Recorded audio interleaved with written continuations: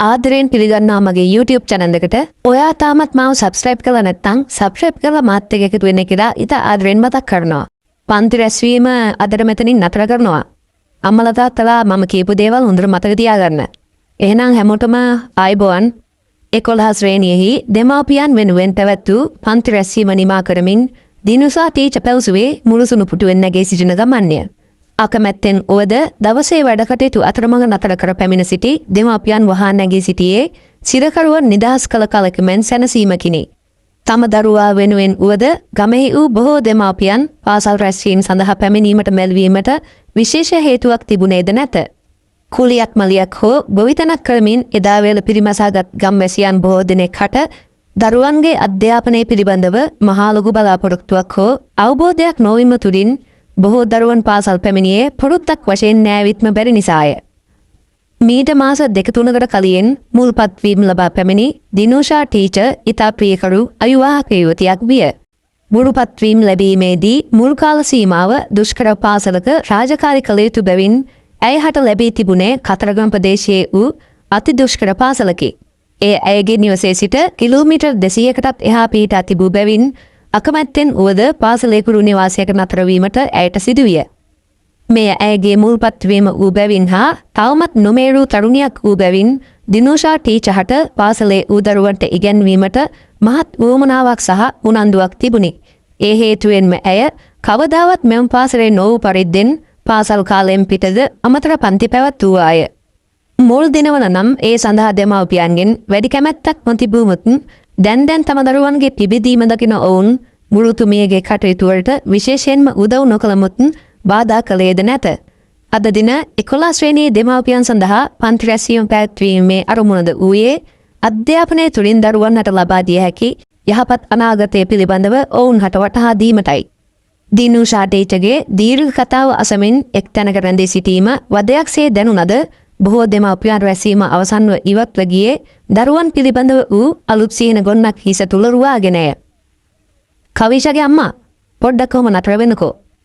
පන්ති කාමරෙන් එළියට යමින් සිටි මැදි වයසේ කාන්තාවක් අමතමින් දිනුෂා ටීචර් අතවනුවාය. වහා නතර වූ කාන්තාව ඉතා ගරුසරු අයුරින් නැවතත් දිනුෂා ටීචර් වෙත ළඟා විය. අම්මේ කවිෂා ගෙදරදී පාඩම් මෙහෙම කරනවද? ටීචර් කුමක් පවසද්ද යන දෙගිඩියාවෙන් මොහොතක් බලා සිටි නන්දාවති යටහත් පාත් හනින් ගුරුතුමියට උත්තර දෙන්නට විය. ඔව් ටීචර් පාඩම් නම් කරනවා. ඒත් නන්දාවතිගේ මුහුණ තුල ශෝකයක රේඛාවක් ඇඳී යන අයුරු දිනුෂා ටීචර් හඳුනාගත්තාය. ඇයි අම්මේ? ඒත් කිව්වේ? කියන්න මොකක් ප්‍රශ්නයක් තියෙනවද? ගොඩක් දවස්වලට ළමයාට ගෙදර පාඩම් වැඩ කරගන්න අමාරුයි ටීචර්. නන්දාවති පැවසුවේ දිම බලාගෙන සිරප්පු දෙකක්වත් නොපනඳ සිටි ඇයගේ කකුලේ මාපැටගිල්ලෙන් සිමෙන්ති පොළොව හුරන ගමන්ය. ඒයි මොකක් නිසාද? සිතට දැනුණ වේදනාව වසන් කරගනිමින් දිනුෂා ටීචර් නැවතත් විමසුවාය. උන්ගේ මහයික රැයට කනමදයා වගේ බීලා ඇවිල්ලා රණ්ඩු කරනවා ටීචර්. ගොඩක් දවස්වලට කෙල්ලයි මමයි පොඩි එකයි මහමිනියට නිින්ද යනකල් ඉන්නේ කැලේට පැනලා. නන්දාවති හීන් සීරුවේ ඇස් කොන්ද බ්‍රේගිල්ලෙන් පිසදමල් ගමන් පැවසුවාය. දිනුෂාගේ සිතද ශෝකයෙන් මිරිකී යන්නට විය. විශේෂයෙන්ම කවිෂා විඳින දුක පිළිබඳව ඇගේ සිතට දැනෙන්නට වූයේ ඉමහත් ශෝකයකි. හරි අම්මේ, ඔයා දැන් යන්නකෝ. අපි මොකක් මරි කරන්න බලමුකෝ. නැවතත් ගුරු පුටුවට බර දෙමින් දිනුෂා ටීචර් පැවසුවාය. තවත් මොහොතක් එකතැනම රැඳී සිටි නන්දාවති කඳුළු පිසද මෙමින් යන්නට ගියාය. දිනුෂා හුන්තනම සිට ජනෙල් කවුළුවෙන් පෙනෙන ක්‍රීඩා පිට්ටනිය දෙසට දැස් යොමු කළාය. තම පන්ති රැස්වීම හේතුවෙන් 11 ශ්‍රේණියේ සිසුසියුවන් ලද නිදහස භුක්ති විඳිමින් ඔවුන් පිට්ටනියේ සීසීකට යමින් විවිධ ක්‍රීඩාවල නිරතව සිටියෝය. ඒ අතර කවිෂාද එහා මෙහා දිව යන දෙස දිනුෂා බලා සිටියේ සිතට දැනුණ අමුතුම වූ හැඟීමක් සමගිනි. කවිෂා යනු ඉගෙනීමට උපතින්ම දක්ෂ සිසුවියක් විය. එපමණක් නොව පාසලේ සමවයසිය වූ ගැහැණු ළමන් අතරින් කැපීපෙනෙන රූසපුවක් ඇය සතු විය. හිරිමලයා වුවනෙන් කෙමෙන් තරුණුවියට පැමිණීමෙන් සිටි කවිෂා හට පිහිටා තිබුණේ නාරි දේහයකි. එබැවින් පාසල් ගවුම හැඳ ඉනවට අතදින් ගැට ගසන ලද බඳපටිය හේතුවෙන් ඇයගේ නාරි දේහය තව තවත් කැපී පෙනුනි. මීට මාස කිහිපයකට ප්‍රථම පාසලට පැමිණි පසු දිනුෂා හට බාර වූයේ 11 ශ්‍රේණිය වූ බැවින් ඇය එතැන් පටන් අපස සාමාන්‍ය පෙළ සඳහා ළමුන් හැඩගැස්වීම ආරම්භය ළමුන්ගේ දක්ෂතා හඳුනාගත්තාය. ඒ අනුව තම පන්තියේ සිටි විවිධ දක්ෂතා ඇති සිසුන් අතරින් ඉහළින්ම සිටියේද කවිෂාය. එබැවින් දිනෝෂාගේ සිතෙහි කවිෂා පිළිබඳව විශේෂ ඇල්මක් ඇතිවීම අරුමයක්ද නොවිය. ඒ පමණක්ද නොව තම ඥාතීන්ගෙන් මෙන්ම මිතුරු මිතුරියන්ගෙන් මිදී අලුත්ම පළාතක රැකියාවක් සඳහා පැමිණි දිනෝෂාට කතා කිරීමටවත් මිතුරෙකු මිතුරියක නොවීමෙන් ඇයට කුමන වයසේ හෝ මිතුරෙකු ඇති කර ගැනීමටද බොහෝ සෙයින් උවමනා විය. කවිෂා ජනෙල් කවුළුව තුලින් අතවනමින් දිනෝෂා ටීචර් අඬගැසුවාය. ඒ කවිෂාට නෑසු නමුත් ගුරුතුමියගේ හඬ ඇසුන එක් ළමයෙක් කෑගසා කුමක්ද පවසනු ඇසුනි. මොහොතකින් පිට්ටනියේ වූ ළමුන් හති දමමින් නැවතත් පන්ති කාමරය වෙත කඩා වැදුනෝය. ළමයි කෑ ගහන්න නැතුව වාඩි වෙන්න. සියල්ලෝම දිනෝෂාගේ අනට කීකරු වූෝය. දිනෝෂා පන්තිය පුරා තම ඇස් යොමු කළාය. එහා මෙහා යමින් තිබූ තම ඇස් කවිෂාගේ විශාල ඇස් දෙක සමග ගැටෙත්ම දිනෝෂාගේ යටිසිතට අමුතුම වූ හැඟීමක් දැනෙන්නට විය. මීට සුළු මොහොතකට පෙර කවිෂාගේ මා විසින් පැවසූ කතාව හේතුවෙන් දිනෝෂාට නැවතත් කවිෂා පිළිබඳව ඇතිව තිබුණේ ශෝකයකි. ළමයි යහදන්න මම අම්මලට කියලා තියෙන්නේ ගෙදර වැඩපොළ වලින් ඔයාලා නිදහස් කරලා පොතපතේ වැඩට වෙලාව දෙන්න කියලා. ඒ නිසා මගේ නම්බුව කන්නේ නැතුව ගෙවල් වලදීත් හොඳට පාඩම් වැඩ කරන්න ඕන. හරිද? ගෙදර පාඩම් වැඩ කරන්න අමාරු ප්‍රශ්න තියෙන කවුරු ඉන්නවද මෙතන? කවිෂා දෙස කෙලින් නොබලා දිනෝෂා ටීචර් විමසුවාය. එහෙත් කවුරුන්වත් අතයිස්ුවේ නම් නැත. එහෙත් කවිෂා අසල වාඩි වී සිටි තිලිනී කාටත් හොරෙන් කවිෂාට ඇඟිල්ලෙන් අනින අයුරු දිනෝෂා දුටුවාය. ඇයි තිලිනී? මොකද්ද ප්‍රශ්නේ? නෑ මුකුත් නෑ ටීචර්. මම දැක්කනේ. ඔයා කවිෂාට ඇඟිල්ලෙන් අනිනවා. ඇයි? මොකක්ද ලෙඩක්ද? තිලිනී ගුරුතුමිය දෙස බලා සිටියේ බය අඩු බැල්මකිනි. නෑ ටීචර්. කවිෂාට නම් ප්‍රශ්නයක් තියෙනවා. එයාලගේ තාත්තා හැමදාම වගේ බීලා ඇවිල්ලා බෑට කෑ ගහනවා. තිලිනී පැවසුවේ ගොත දසමිනි. කවිෂා වහා ලැජ්ජාවෙන් බිම බලා ගත්තාය. පන්තියේ ළමුන් අතර කසුකුසුව වැඩි වන්නට විය. සද්දෙන් අතර කරගන්නවලා. ඇයි දැන් ඔක කවිෂාට කියන්න බැරි? කවිෂා හිස එසවුවේ නම් නැත. තමා අනවශ්‍ය ප්‍රශ්නයක් අසුවේ දැයි දිනෝෂාගේ සිත පෙළන්නට විය. කවිෂා ඕලෙවල් ලියන කල් කැමති නම් අම්මගෙනුත් අහලා රැට ඉස්කෝලට එන්න. ගුරු නිවාසෙ ඉන්නෙත් මම විතරනේ. ඔයාට නිදහසේ පාඩම් වැඩ කරගන්න පුළුවන් මෙහෙ. මම ප්‍රින්සිපල් සර්ට මතක් කරන්නම්. ඒ වගේ ප්‍රශ්න තියෙන තව ළමයි ඉන්නවද? පිරිමි ළමයි වෙනුවෙන් නම් ඉතින් මට කරන්න දෙයක් නෑ පුතේ. ඒත් එහෙම ප්‍රශ්න තියෙන ගෑනු ළමයි ඉන්නවනම් රැට ඇවිල්ලා පාඩම් වැඩ කරලා මගෙත් එක්ක ගුරු නිවාසෙ ඉන්න පුළුවන්. තම පන්තියේ වූ ළමයින් දෙස අනුකම්පාවෙන් බලමින් ගුරුතුමිය පැවසුවාය. පාසල නියම වූ බව දන්වමින් මොහොතකින් සීනෝ නාද වූයෙන් ළමයින් නැවතත් කලබල වන්නට විය. එහෙනම් ළමයි හෙට එනකොට අනිවාර්යෙන්ම ගෙදර වැඩ කරගෙන ඕන. හරිද? ආයිබෝන් හැමෝටම. තවමත් බිම බලාගෙන සිටින කවිෂා දෙස මොහොතක් බලා සිටි දිනෝෂා පන්ති කාමරෙන් නික්මුණාය. ඇය කෙලින්ම ගියේ විදුහල්පතිතුමා මුණ ගැසීමේ චේතනාවෙනි. ඒ වන විට විදුහල්පතිතුමාද නිවස බලා යාමට ලහිලයියේ සූදානම් වෙමින් සිටින තුර තියාම දිනෝෂා දුටුවාය. ප්‍රින්සිපල් සර් හම්බෑගේ වෙත පොත් කිහිපයක් ඔබමින් සිටි විදුහල්පතිතුමා බෝතල්ලඩි කණ්ණාඩියට උඩින් දිනෝෂා දෙස දැස් යොමු කලින් වලල රැලි ගන්වාගෙනය. දිනෝෂා මිස් කියන්න. සර් පොඩ්ඩක් කතා කරන්න පුළුවන්ද? ඉක්මනින් කියන්න දිනෝෂා මිස්. මම මේ හදිසි ගමනක් යන්නත් එක්ක පිටත් වෙන්නයි හදන්නේ. Sorry sir. එහෙනම් මම හෙට සර්ට කතා කරන්නම්. නෑ කියන්න ළමයෝ. මම හෙට ඉස්කෝලේ එන්නේ නෑ. කලාපෙට යන්න තියෙන නිසා. බෑග් එක අතකින් එල්ලාගත් විදුහල්පතිතුමා දිනෝෂා දෙස බලා සිටියේය. සර් මගේ පන්තියේ ඉන්න කවිෂා ගැන පොඩ්ඩක් කතා කරන්න ඕන. ඇයි? කවිෂාගේ ලව් එකක් අහුණාද මිස්ටර්? මුහුණට බැරෑරුම් පෙනුමක් ආරූඪ කරගනිමින් විදුහල්පතිතුමා විමසුවේය. අනේ නෑ ලොකු සර්. ඒ ළමයා එහෙම නෑ. ඉගෙන ගන්නත් හරි දක්ෂ ළමයෙක්. ඒ ළමයාට ගෙදර පාඩම් වැඩ කරන්න අමාරුයිලු. තාත්තා බීගෙන ඇවිල්ලා රණ්ඩු කරන නිසා. මිස් දන්නේ නෑනේ. ඔය අර කසිප්පු පෙරන ගුණපාලගේ ලොකු කෙල්ලනේ මිස්.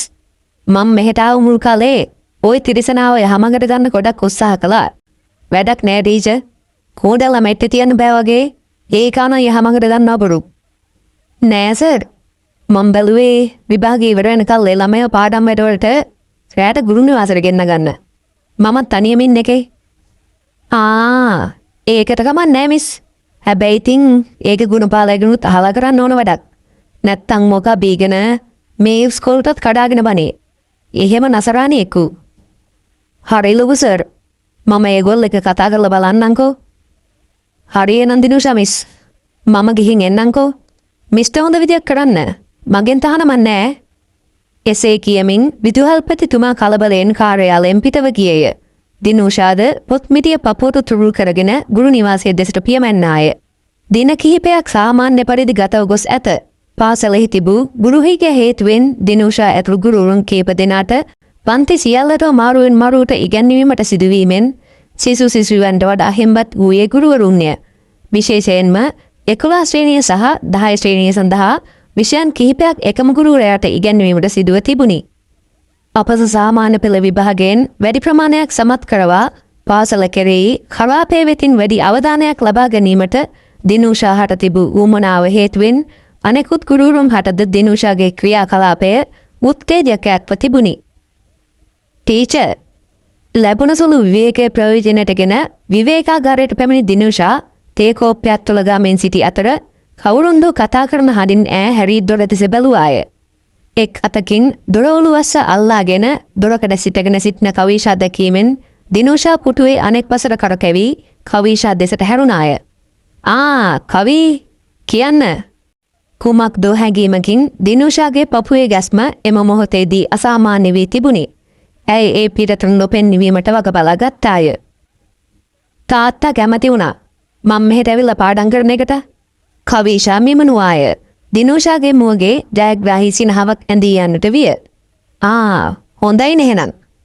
අද ඉඳන් එහෙනම් කවි මේට එන්න. සුදු ඇඳුම් ටිකක් අරගෙන ආව නම් උදේට එහෙම්ම ලෑස්තිලා ඉස්කෝලේ එන්නත් පුළුවන් නේ. නෑ ටීචර්. මම රැයට කාලා එහෙම 6ට විතර ගෙදරින් එන්නම්. උදෙන්ම ආපහු ගෙදර ගිහින් ලෑස්ති වෙලා එන්න පුළුවන් නේ. හරි. ඔයාගේ කැමැත්තක්. හොත් ටික අරන් එන්නකෝ. ඒ හොඳටම ඇති. දිනුෂා සිනාසෙමින් කීවාය. කවීෂා නැවතත් මොහොතකින් නොපෙනී ගියමුත් දිනුෂා තවම සිටියේ පෙර ඉරියව්වෙමය. ඇයගේ සිත ජයග්‍රාහී සිතුවිල්ලකින් මුසපත්ව තිබුණි. ඇයට කවීෂා තමාට පසුපස හැරී ලතාවකට පය තබා ගමන් කළ හැටි මැවිවැයි පෙනෙන්නට විය. ඒ අනුව එදින පාසල නිම කර ගුරු නිවාසයට ගිය වහාම දිනුෂා විසින් සිදු කළේ කවීෂා හට පාඩම් කිරීමට සුදුසු වටපිටාවක් සකස් කිරීමයි. ඇය තම කාමරයට සුද්ධ පවිත්‍ර කර ඇඳ මතට අලුත් ඇතිරිල්ලක් එළුවාය. සවස 6 පමණ වන විට කවීෂා පැමිණියාය. ඇය සුපුරුදු පරිදි පැමිණ තිබුණේ ඇගේ පාපැදියෙනි. ඒ වන විට දිනුෂා සිටියේ රෑ කෑම පිළියෙල කරන ගමන්ය. කවී එන්න. මම මේ ඔයාටත් එක්ක රෑට උයන්නේ. ගුරු නිවාසයේ ඌ කුඩා මුල් තැනගේ පුරා එහා මෙහා යමින් දිනුෂා පැවසුවාය. මට කෑම එපා ටීචර්. මම කාලා නෑ ආවේ. එකපාරනේ කෑවේ. අනික රෑ වෙනකම් පාඩම් කරන එකේ රෑ වෙලා හරි කන්න බැරිය. අනික හැදෙන වැඩන කාලේ හොඳට කන්න ඕන ළමයෝ. දිනුෂා පැවසුවේ සිනහසෙන ගමන්ය. මෙතෙක් කලක් පාසල් නිල ඇඳුමෙන් පමණක් දැක තිබූ කවීෂා දෙස දිනුෂා මොහොතක් බලා සිටියේ අමුතුම හැඟීමකිනි. රතු පැහැති මල්මල් ගවුමක් හැඳ සිටි කවීෂාගේ රූ සපුව තව තවත් එයින් කැපී පෙනෙමින් තිබුණි. දන හිසට මදක් ඉහළින් තිබූ ගවුම හේතුවෙන් කවීෂාගේ සුදු පැහැති දෙපා වලින් වැඩි කොටසක් නිරාවරණය වී තිබුණි. දිනුෂා ඒ දෙසත් කවීෂාගේ ගවුමට සිරවී එළියට පැනීමට ඔන්න මෙන්න තිබූ වැඩුණ පියවරු දෙසත් කිහිපවරක් බැලුවේ තමාට දැනෙමින් තිබූ ආගන්තුක හැඟීම් සගවා ගනිමිනි. තමාගේ දැස් කවීෂාගේ දෙපා දෙසත් පියවරු දෙසත් යන බව කවීෂාට වැටුණු බැව් දැනීමෙන් දිනුෂාගේ සිතට සියුම් ලැජ්ජාවක් සහ වරදකාරී හැඟීමක් දැනෙන්නට ඌයෙන් ඇය වහා ඉවත හැරී සිතින් තමාටම දොස් පාරා ගත්තාය. කවී දැම්ම පාඩම් කරන්න පටන් ගන්නවද? නෑ ටීචර්. ගෙදරින් කරන්න දුන්න වැඩ ඔක්කොම ඉස්කෝලේටලා ගෙදර ගිහිල්ලා කරා.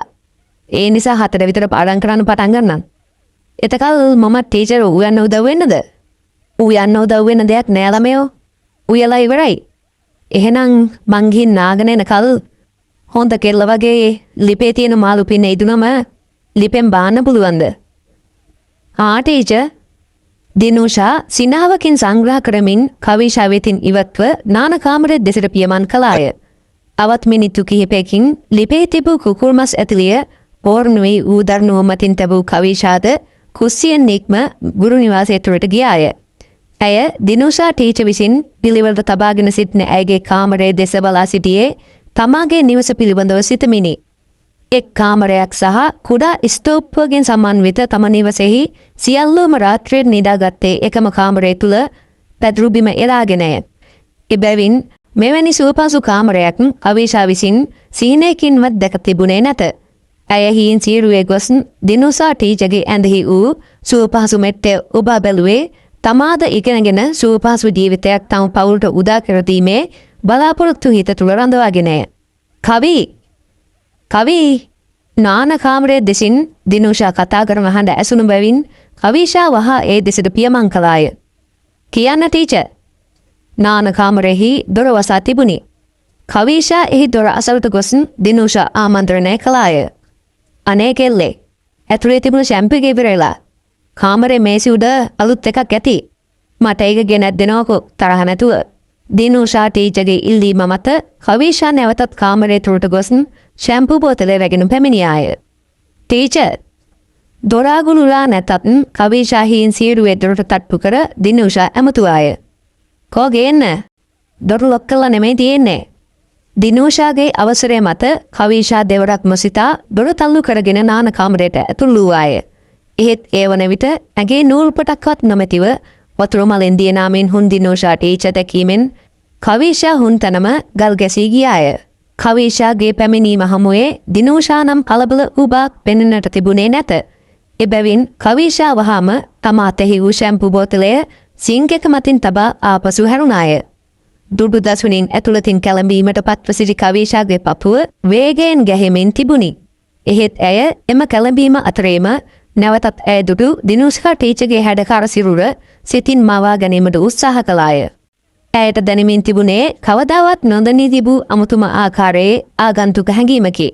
ඒ අතර දිනුෂා නානකාමරයේ සිට කවිෂා පිට වූ පසු දිගු සුසුමක් කළා පපුව නිදහස් කරගත්තාය. හිතාමතාම ෂැම්පු බෝතලේ කාමරයෙන් තබා පැමිණි ඇයහට නානකාමරයේ වෙත කවිෂා ගෙන්වා ගැනීමට සිතුනේ ඇයිදැයි ඇය සිතන්නට විය. බොහෝ දිනක සිට කවිෂා කෙරෙහි තම සිතෙහි හටගැනීමෙන් තිබූ අමුතුම ආකාරයේ හැඟීම පිළිබඳව ඇය යම් අවබෝධයකින් පසු වූමුත් එය පිටතට පැමිණෙනවාට දිනුෂා බිය වූවාය. සියල්ල කාලයට බාර දී බලා සිටීම වඩාත්ම යහපත් බැව් ඇය සිතන්නට විය. තමාගේ හෙළුව දුටු කවිෂා කැළඹුණු ආකාරය මතක් කරමින් දිනුෂා තනියම සිනහසුනාය. දින කිහිපයක් එසේ ගතව ගිය අතර දිනුෂා සමගින් කවිෂා ඒ වන විට වඩාත් සමීප වී සිටියාය. වර එක ගුරුගෝලයන් වශයෙන්ද තවත් වර්ග ඔවුන් සමීප මිතුරියන් වශයෙන්ද ඇසුරු කළෝය. මෙතෙක් කලක් පාළුවෙන් ගුරු නිවාසයට වී කල්ගත කළ දිනුෂා හට කවිෂාගේ ඇසුර මහත් අස්වැසිල්ලක් විය.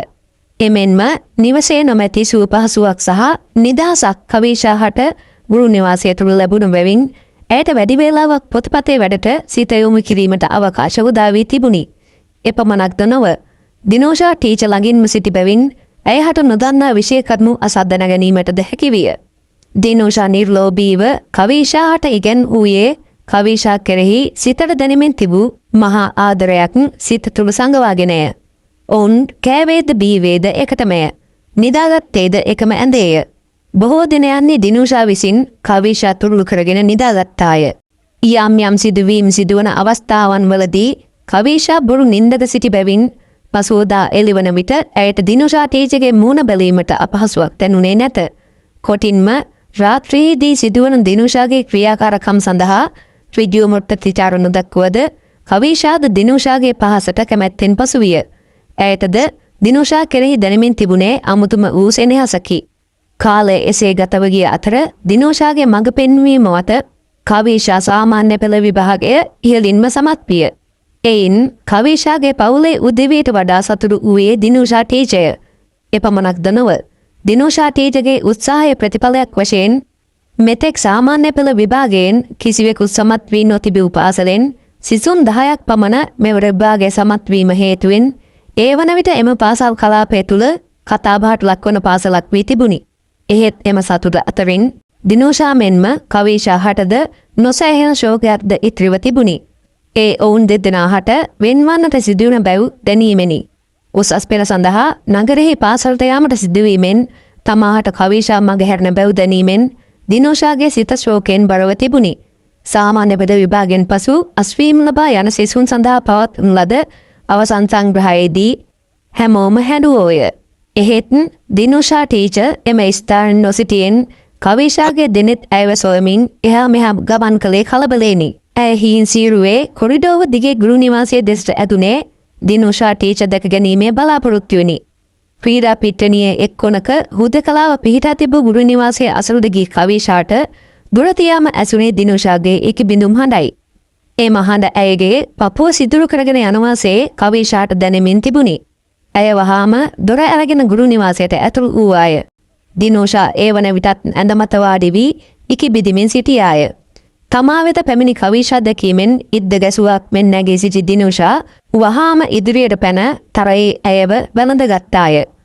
කවි, අනේ ඔයා නැති වුණා මට පාළුවිනේ. ඉකි බිඳුම් අතරින් දිනෝෂා කැඳරුවාය. ඇයගේ ඉකි බිඳුම හමුවේ කවිෂාටද නොහඩා සිටීමට නොහැකි විය. මම ටීචර්ව මතක කරන්නේ නෑනේ. මම හැමදාම මෙහි ඇවිල්ලා යන්නම් ටීචර්. කවිෂාගේ වදනින් දිනෝෂා සැනසුන බවක් පෙනුනි. ඇය දෑතින්ම කවිෂාගේ කම්මුල් අල්ලාගෙන කවිෂාගේ ඇස් දෙස කෙලින් බැලුවාය. මම මේ කරන්න වරදක් තමයි වස්තුවේ. ඒත් මම ඔයාට ගොඩක් ආදරෙයි. මට ඔයා හැමදාටම ඕන. දිනෝෂාගේ වදන හමුවේ කවිෂා ආදරණීය සිනාවක් පෑවාය. ඉතින් කවුරුහරි කීවද මම ටීචර් ආදරේ නෑ කියලා? මටත් ඔයාව හැමදාටම ඕන. දිනෝෂාගේ ඉනවට අදෑත් යවමින් හිර කරගන්නා ගමන් කවිෂා පැවසුවාය. කඳුළු අතරින් සිනහසුන දිනෝෂා කවිෂාගේ දෙතුල් මතින් සියුම් හාදුවක් තැබුවාය. සමාජයේ පවතින තවත් අසාමාන්‍ය ආදර කතාවක් ඒ විදිහට අවසන් වෙනවා. ඊටමත් ආදරෙන් මතක් කරනවා. තවමත් ඔයා මාව සබ්ස්ක්‍රයිබ් කළා නැත්නම් සබ්ස්ක්‍රයිබ් කළා මාත් එක්ක දිගටම දැන් දිස්න කියලා.